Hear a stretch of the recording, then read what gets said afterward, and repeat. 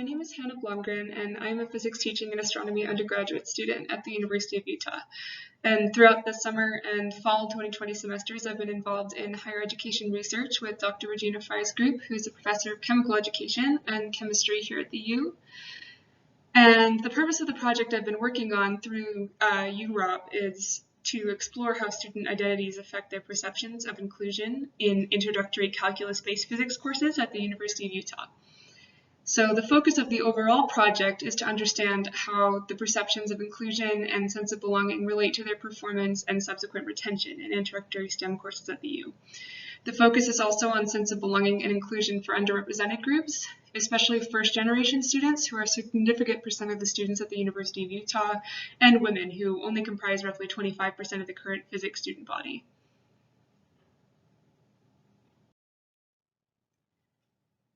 So, to begin, I'll provide a little bit of background about why we are interested in student perceptions of inclusion and sense of belonging.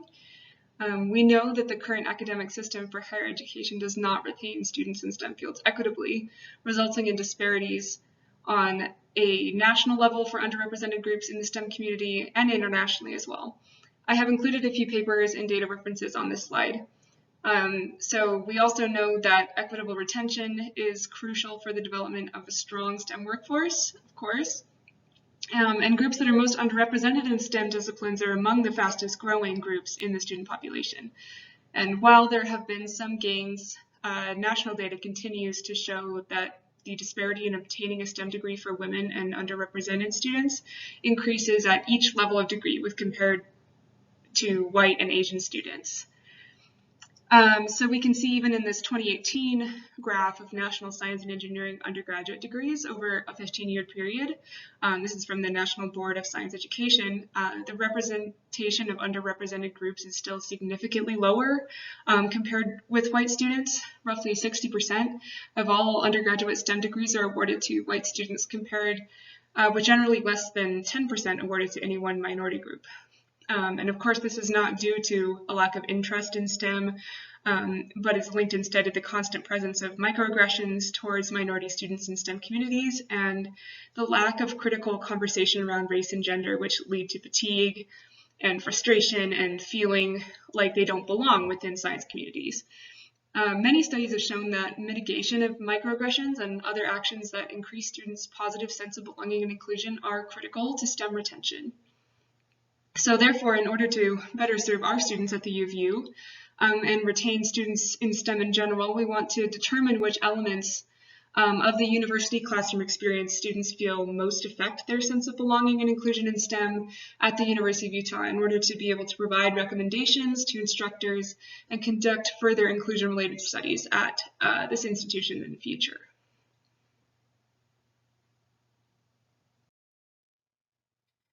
So in order to achieve this aim, we administered Likert scale surveys at the end of the semester in 2 physics 2210 courses each semester, and each semester had 1 female and 1 male professor.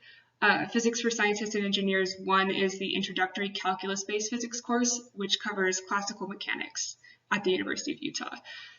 So far we have data for the fall 2019 semester and the spring 2020 semester in the process of administering the survey for fall 2020. The survey asks a series of Likert scale questions about personal perceptions of students' sense of belonging and inclusion in the course, rated on a scale from 1 to 5. 1 corresponded to a low feeling of inclusion and 5 a high feeling of inclusion. And the main overt question regarding sense of inclusion was accompanied by a qualitative portion, which prompts the student in a free response to explain the reasoning for their Likert scale rating.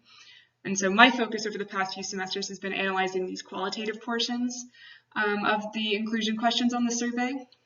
So the spring survey looked a little different compared to the fall survey due to the onset of COVID-19 in March, halfway through the semester. So to account for the shift to remote online learning for Physics 2210, the end of semester survey prompted students to reflect on their feeling of inclusion in the class before the transition and after the transition to the online format in separate questions. And this was all at the end of the semester. So both the before and after questions were asked in the end of semester survey. So due to the change in format of both the course and the survey, the fall and spring responses were treated as separate populations in the analysis. And another important point to note is that at this time, our total number of survey responses remains quite low, especially in the spring 2020 semester. And we assume that this is due in large part to the onset of COVID-19, which led to a lower number of completed surveys. So even in the fall, there were a number of students who initially consented to the study who did not complete this qualitative free response portion of the survey. So there were 72 student responses in fall 2019 and 40 student responses in the spring. However, currently regarding the fall 2020 data, we are seeing a very significant increase in the number of survey responses. And so we're expecting to have somewhere between 500 and 1,000 responses. So due to the ongoing nature of this project, all analysis presented here is preliminary and descriptive. So the main analysis at this stage involved looking for initial patterns among the responses and non-statistical interpretation.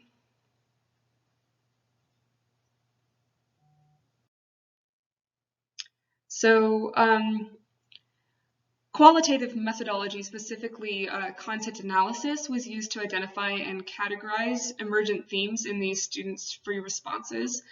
So although most qualitative research inherently involves some form of content analysis, we're using a specific analytic technique that is more quantitative in nature, which is focused on capturing the variety and frequency of themes in a body of data. So this is as outlined by Miriam in a 2009 paper. And so following Miriam's guidelines, the process contains 3 steps, which are category construction, sorting codes into broader categories, and validating codes, which I will explain these 3 steps in more detail in the next slide as they apply to this project in particular. So the first step of the content analysis process involves category construction, where an initial body of data is gradually examined and notated for themes relevant to the research question. So the data continued to be iteratively examined until a saturation point was reached, as in few new codes were being generated. And the second step of content analysis involves iteratively sorting and refining and grouping these initial codes into broader categories. So in this step, the coding scheme was refined until the scheme sufficiently captured all of the study-related themes of interest.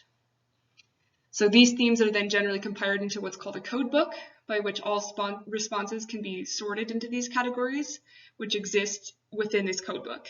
So during the summer of 2020, I was involved in developing the main code book while working alongside researchers at Washington University in St. Louis, Missouri, which is a medium-sized private university who is conducting a very similar study on inclusion. So the main categories and subcategories, which I will go over in due course, were developed using WashU data, and then the codebook was moved over to the University of Utah, and it was determined that the codebook was functional for these student responses.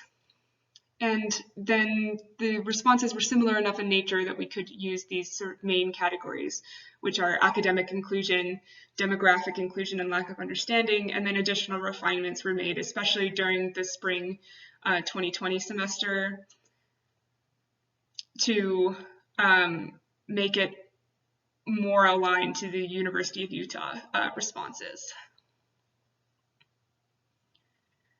In the third step of the content analysis, validity of the codes is established by calculating their inter-rater reliability with a group of raters who independently code all of the responses using the codebook. And the inter-rater reliability was using Krivendorf's alpha, and there were 2 independent raters, including myself. So with the finalized coding scheme in hand, all the responses were then coded, and the frequency of each code was calculated, and the number of times each code is assigned determines the proportion of participants that mentioned a target theme for the open question. And then chi-squared tests can then be conducted to assess the significance of the differences across different subgroups, which has not occurred yet. We haven't done this statistical analysis yet, as we're still getting responses for the fall. So as mentioned before, there were 3 main thematic categories of responses that were found. And the first were responses related to academic inclusion, which contains subcodes that I'll expand upon later. So academic inclusion encompasses responses that relate strictly to the academic characteristics of the course, the physical and material aspects, And then demographic inclusion pertains to responses that mention the identity or diversity of students within the course, as well as diversity or demographic related course materials. And then lack of understanding pertains to responses that did not fall into those two above categories due to sort of improper interpretation of inclusion with respect to the definition used in this study, which I'll also explain further in a few slides.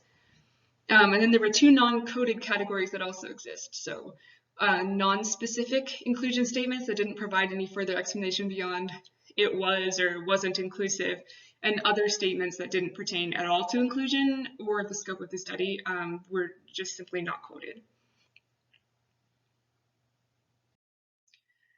So now I will just rapidly give some context to the subcodes used within this codebook. So under academic inclusion, there are three subcodes. The first is the environment code, in which students noted a positive, neutral, or negative classroom environment in relation to sense of inclusion. So students might talk about their comfort level within the class, the amount of collaboration between students, the amount of respect, engagement, and support they felt, or include other comments about the general atmosphere of the course. So I've included some examples here, which I will give you a moment to read. The first is an example of a sort of comfort level or general atmosphere, while the second is an example of level of engagement or support from instructors.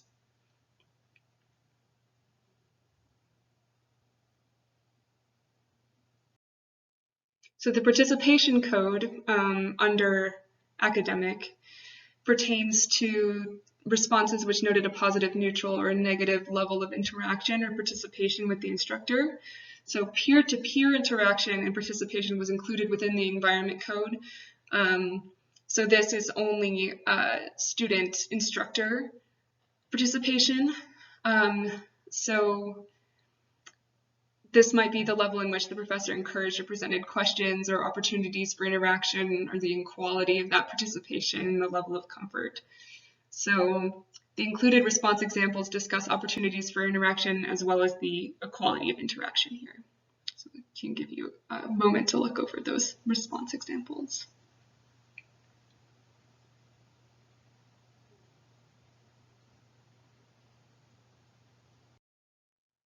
Okay, and then the course structure code pertains to responses which noted a positive, neutral, or negative experience with the course structure.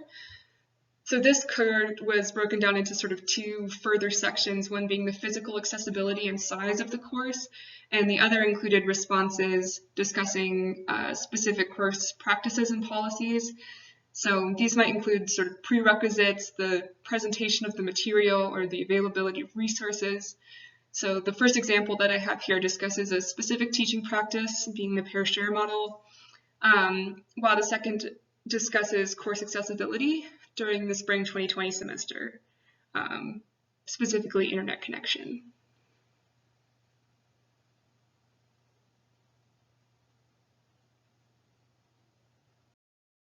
Okay, so the first demographic subcode is language, which contains responses that noted positive, neutral, or negative language use of instructors with regard to certain demographic populations. So this could either be oral language used or language within course materials, such as lecture slides and problems. And a common language example found both within the WashU data and the U of U data discussed sort of pronoun usage in particular.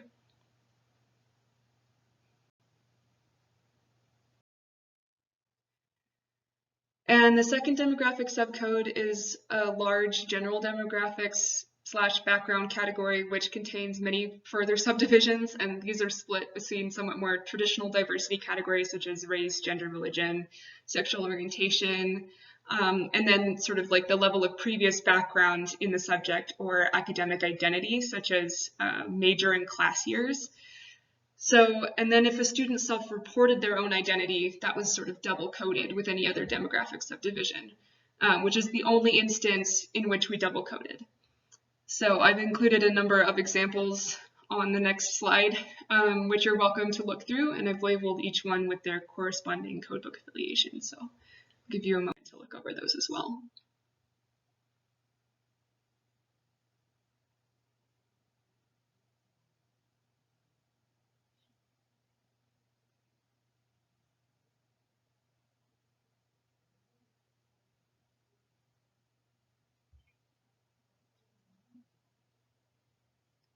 So I did try to include a variety of the type of responses that we would get under this general demographics and background on this slide.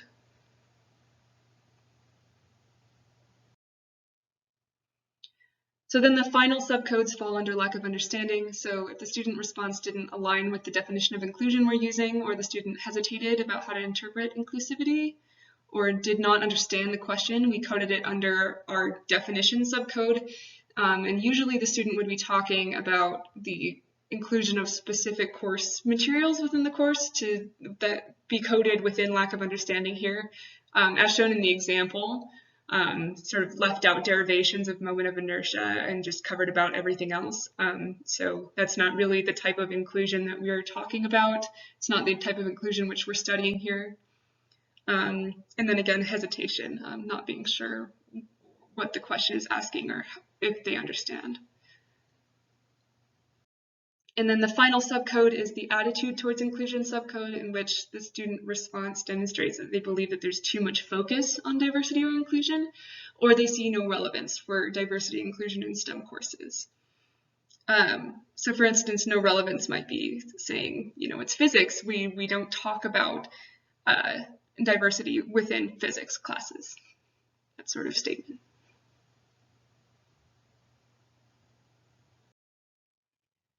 So moving on to results, I should again stress that these few results are preliminary and descriptive, especially considering the low number of responses currently. We're anticipating a much broader range of findings than what I'm able to comment on here.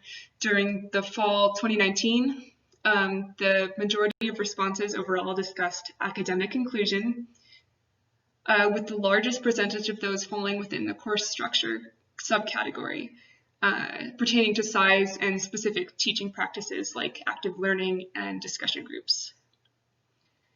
And as you can also see, we received no comments related to language within demographics either.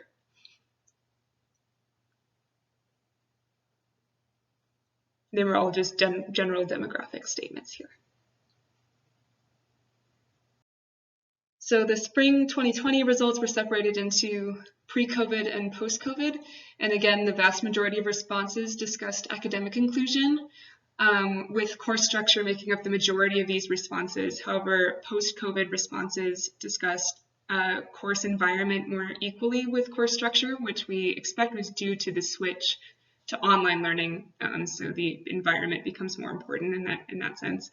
And also the tenor of the statements was also more negative or low inclusion related in the post-COVID section compared to before the onset of COVID-19.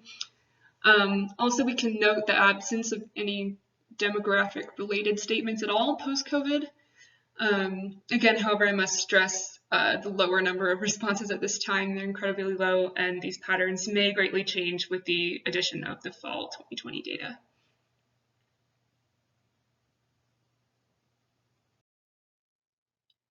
Additionally, with the addition of fall 2020 data, we hope to be able to look more closely at further breakdowns of the data in terms of gender, race and ethnicity, and first-generation students at this time.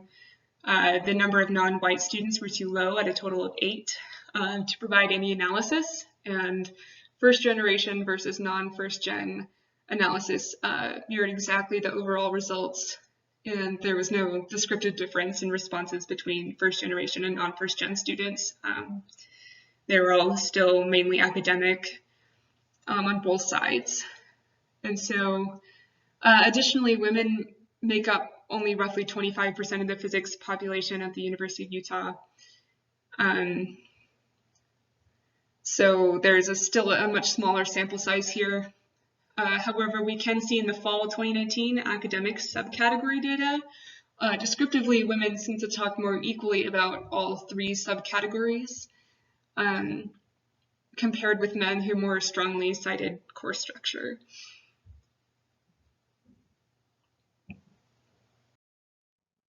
And this appears to remain true in the spring post-COVID data as well, although our sample size is even smaller.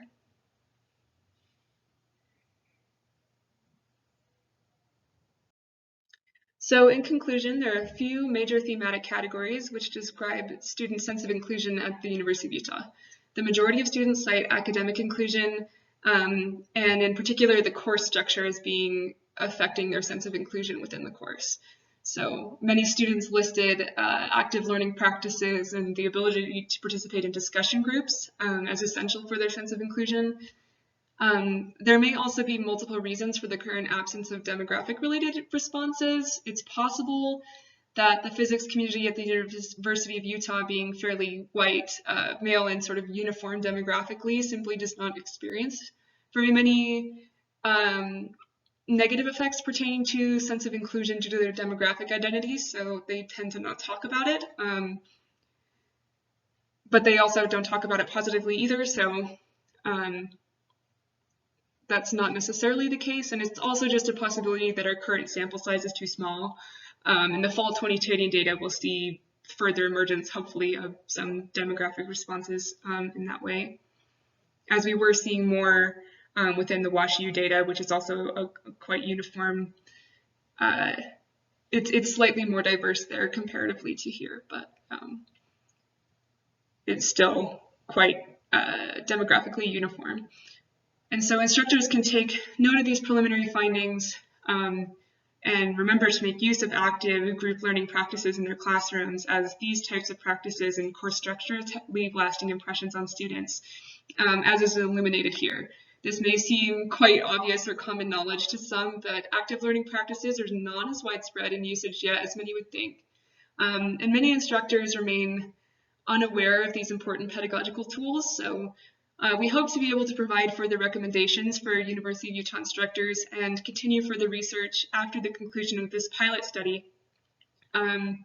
Additionally, this semester, we've also started to distribute surveys to introductory chemistry courses at the University of Utah, which should provide an interesting comparison with physics due to the different demographics and environment of chemistry courses. So I've greatly enjoyed my time with the Undergraduate Research Opportunities Program over the past 2 semesters, and I thank you for your interest in this research.